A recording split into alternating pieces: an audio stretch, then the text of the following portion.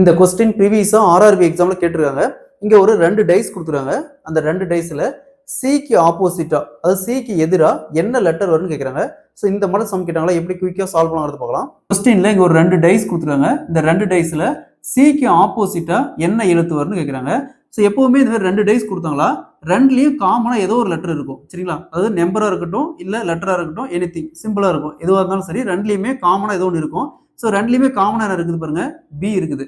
So பியில இருந்து அப்படியே clock wise right பண்ணணும். ஸோ ஃபர்ஸ்ட் பி எடுங்க, அடுத்தது என்ன வரும், சி வரும், அடுத்தது ஏ வரும். அதே மாதிரி இந்த டைஸுக்கு அப்படியே கிளாக் வைஸ் அப்படி எழுதணும். சரிங்களா? ஃபர்ஸ்ட் பி, அடுத்தது இ, அடுத்தது டி. ஸோ பாருங்க என்ன கேட்குறாங்க, சிக்கு ஆப்போசிட்டா பாருங்க இ, இது இக்கு ஆப்போசிட்டா சி, அதே மாதிரி ஏக்கு ஆப்போசிட்டா டி, அதே மாதிரி டிக்கு ஆப்போசிட் ஏ. கொஸ்டின்ல சிக்கு ஆப்போசிட் என்ன இருக்குது, சிக்கு ஆப்போசிட்டா இ இருக்குது. Option A is the correct answer. இதே கொஸ்டின்ல பிக்கு ஆப்போசிட்டா என்ன வரும்னு கேட்பாங்க. எப்பவுமே பகடை பொறுத்த வரைக்கும் 6 பக்கம். ஸோ இங்க பாருங்க ஏ பி சி டி இ, அடுத்தது என்ன வருது, எஃப். ஸோ 6வது பக்கம் பார்த்தோம்னா எஃப். ஸோ எஃப் அப்படிங்கிறது தான் இந்த பிக்கு ஆப்போசிட்டா இருக்கும். சரிங்களா? பிக்கு ஆப்போசிட்டா எஃப், எஃப்க்கு ஆப்போசிட்டா பி.